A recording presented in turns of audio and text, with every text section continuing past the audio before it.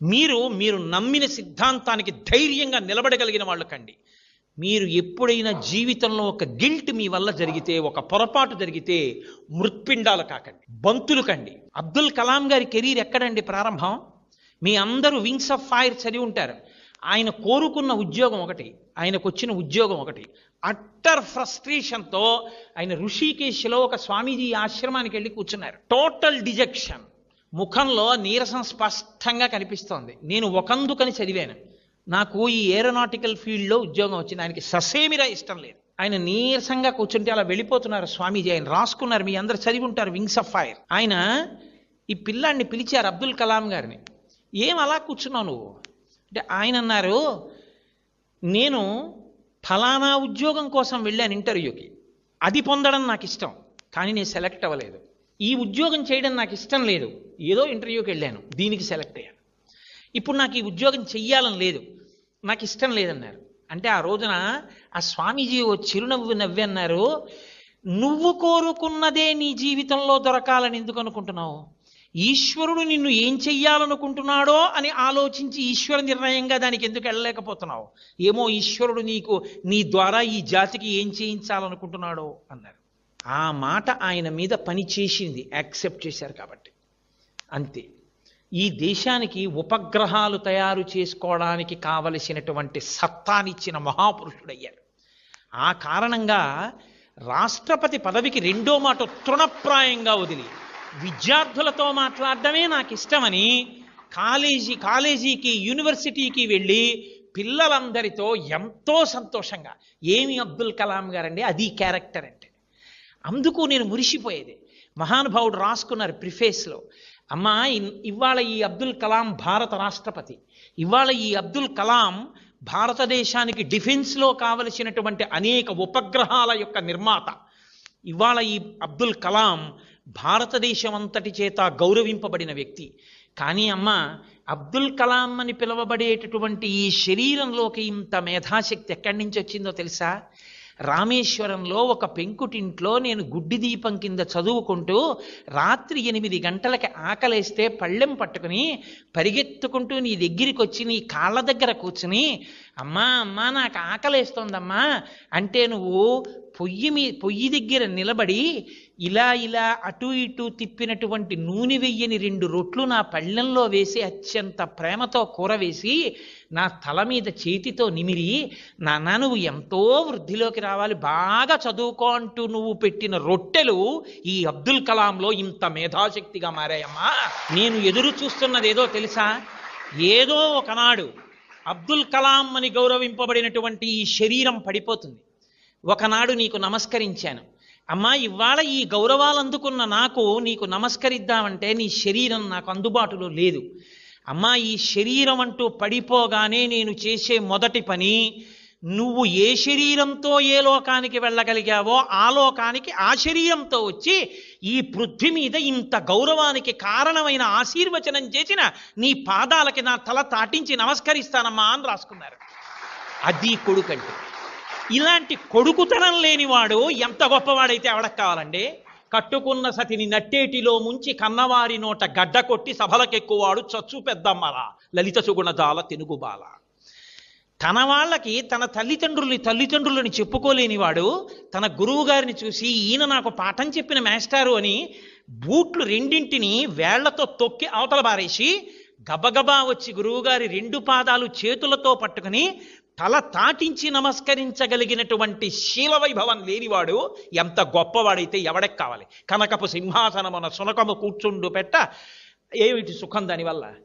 మీరు ఎదగడం కాదు, మిమ్మల్ని సెట్టింగ్ ఎగ్జాంపుల్గా మీ వెనక వాళ్ళు తీసుకోవాలి. అది మీ ప్రవర్తన చేత సాధ్యమవుతుందేమో, కేవలం నాలా ఉపన్యాసాలు చెప్పడం వల్ల సాధ్యం కాదు. అయితే మీతో నేను ఒకటి మనవి చేస్తున్నాను, నేను ఆచరించినది ఎన్నడూ నేను మీకు చెప్పలేదు. నా జీవితంలో నేను ఏది ఆచరించానో అది మీతో నేను మాట్లాడాను. కానీ ఇవాళ నేను ఆచరించకుండా, ఇవాళ మాట్లాడమన్నారు కదా అని నేను ఏది పాటించలేదో అందులో ఒక్క అక్షరం మీతో నేను మాట్లాడలేదు. ఒక్కటే కారణం, తాను ఆచరించని వాడికి ఇంకొకటికి ప్రబోధం చేసే అధికారం లేదు.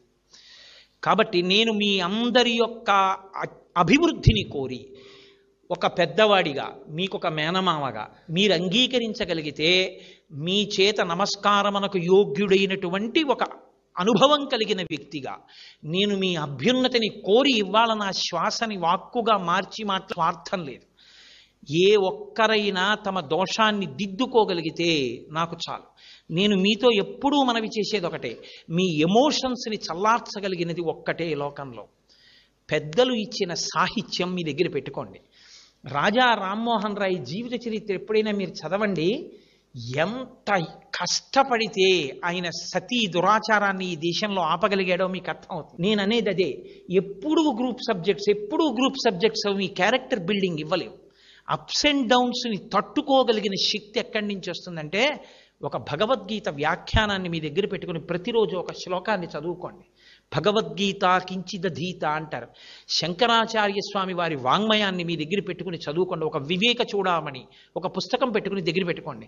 చంద్రశేఖరేంద్ర సరస్వతి స్వామి వారు చేసిన అనుగ్రహ భాషణాలు, స్టూడెంట్స్ని ఉద్దేశించి ఆయన చేసిన ప్రసంగాలు దాదాపు 200 భాషలలోకి ప్రపంచవ్యాప్తంగా తర్జుమా అయి ఇవాళ ప్రపంచవ్యాప్తంగా చదువుకుంటున్నారు విద్యార్థులు.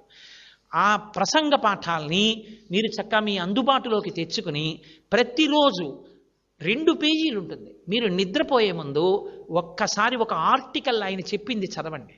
మీరు ఒక్క ఆర్టికల్ ఆయన చెప్పింది చదివితే మీ మీద అది ఎంత ప్రభావం చూపిస్తుందో మీరు జ్ఞాపకం పెట్టుకోండి.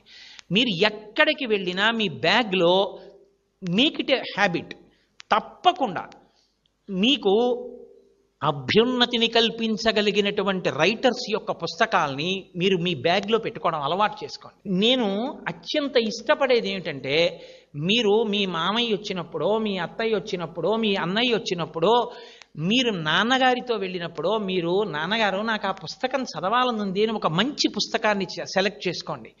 మన దరిద్రం ఏమిటంటే, ఇవాళ ప్రింటింగ్ ప్రెస్ టెక్నాలజీ వచ్చేయడం వల్ల ప్రతివాడు రచయిత.